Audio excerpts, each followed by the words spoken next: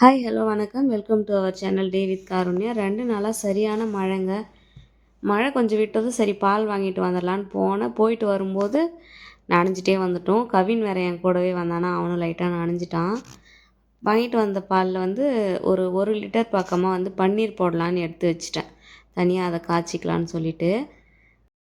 ரொம்ப மழையாக இருக்குது. மறுபடியும் மறுநாள் போய் வாங்கிட்டு வர முடியாது காலையிலேயே. ஸோ அதனால் சேர்த்தே வாங்கிட்டு வந்துட்டேன். 1 லிட்டர் தயிருக்கு 1 லிட்டர் பன்னீர் ரெடி பண்ணேன். 1 லிட்டர் டீ காஃபிக்கு வச்சுட்டேன். 1 லிட்டர் பாலுக்கு ஒரு 1/2 லெமன் தான் பிழிஞ்சு விட்டேன். சூப்பராக தனியாக பிரிஞ்சு வந்துருச்சு. அப்புறம் இந்த காய்கறியெல்லாம் நம்ம வடிகட்டி எடுப்போம்ல, அரிசி இந்த மாதிரி இதில் தான் இப்போ பன்னீர் வந்து மேக் பண்ணலான்னு எடுத்தேன். திடீர்னு வந்த ஐடியா தான்.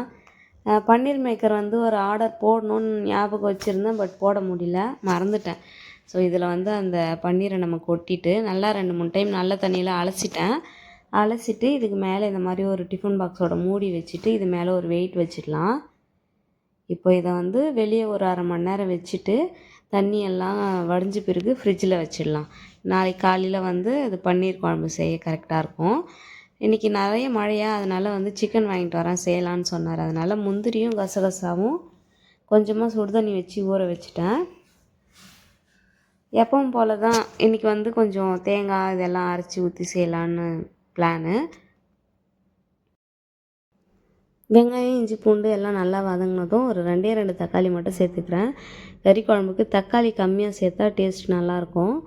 தக்காளி நல்லா குழஞ்சி வந்ததுக்கப்புறமா காஷ்மீரி மிளகாய் வந்து வீட்லேயே மிக்ஸி ஜாரில் வந்து பொடி பண்ணி வச்சுருக்கேன். கொஞ்சம் குறகரப்பாக தான் இருக்கும், பட் இருந்தாலும் அது டேஸ்ட்டும் கலரும் நல்லா இருக்குல்ல, அதனால் இப்போலாம் அதை ஆட் பண்ணி தான் செய்கிறேன்.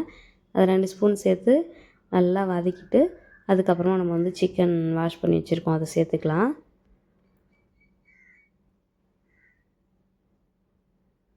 இது சிக்கனுக்கு தேவையான உப்பு வந்து இது கூடவே நான் ஆட் பண்ணி கிளறி விட்டுட்டேன். வீடியோ கவர் பண்ணலை.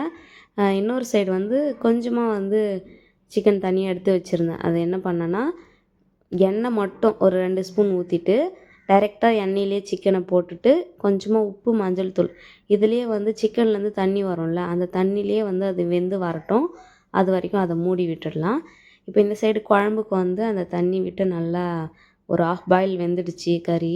இப்போ வந்து வீட்டில் அரைச்ச மிளகாத்தூள் சேர்த்துக்கலாம். நான் எதுக்கு எல்லா வீடியோலையும் வீட்டில் அரைச்ச மிளகாத்தூள் சொல்கிறேன்னா, நிறைய பேர் இந்த மசாலா பொடியெல்லாம் தனியாக யூஸ் பண்ணுறாங்கல்ல. ஸோ அதுக்கு இல்லை, இது வீட்டில் அரைச்ச மிளகா பொடின்னு சொல்கிறதுக்காக சொல்கிறேன். நம்ம கசகசா முந்திரி எல்லாம் ஊற வச்சுருந்தோம்ல, தேங்காய் எல்லாம் அரைச்சி ஊற்றிட்டேன். வீடியோ எடுக்க மறந்துட்டேன், சாரிங்க. அதெல்லாம் ஊற்றி கொதிக்க விட்டுட்டேன். குழம்பு ரெடி ஆகிட்டுருக்கு. இப்போ இந்த சைடு நம்ம வேக வச்ச சிக்கன் வந்து ஆல்மோஸ்ட் வெந்துடுச்சு. இப்போ இதில் வந்து நம்ம வெறும் உப்பு மஞ்சள் தூள் தான் சேர்த்துருக்கோம். கொஞ்சமாக கருவேப்பிலை சேர்த்துக்கலாம். ஒரு அரை ஸ்பூன் அளவுக்கு இஞ்சி பூண்டு பேஸ்ட்டு இப்போ சேர்த்துக்கலாம். நீங்கள் முன்னாடியே இஞ்சி பூண்டு சேர்த்து வேக வச்சிங்கன்னா அது வந்து அடி பிடிக்கிற மாதிரி இருக்கும்.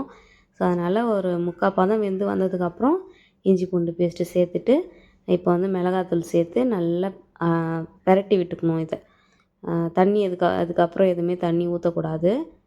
அப்படியே டைரெக்டாக வந்து சர்வ் பண்ணலாம். சூப்பராக இருக்கும், ட்ரை பண்ணி பாருங்கள். அவ்வளோதான், ஆல்மோஸ்ட் டன்னு. இப்போ வந்து கொத்தமல்லி லைட்டாக போட்டு ஆஃப் பண்ணிக்கலாம் ஸ்டவ்வை. இந்த சைடு வந்து குழம்பும் ரெடி ஆகிடுச்சான்னு பார்த்துக்கலாம்.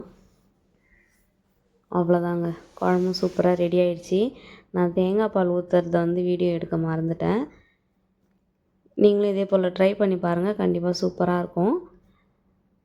வீடியோ பிடிச்சிருந்தால் லைக் பண்ணிவிடுங்க. மறக்காமல் நம்ம சேனலை சப்போர்ட் பண்ணுங்கள். உங்கள் ஃப்ரெண்ட்ஸ்க்கும் வந்து சேனலோட லிங்க்கை ஷேர் பண்ணி விடுங்க. அடுத்த வீடியோவில் பார்க்கலாம். அது வரைக்கும் பாய்ங்க.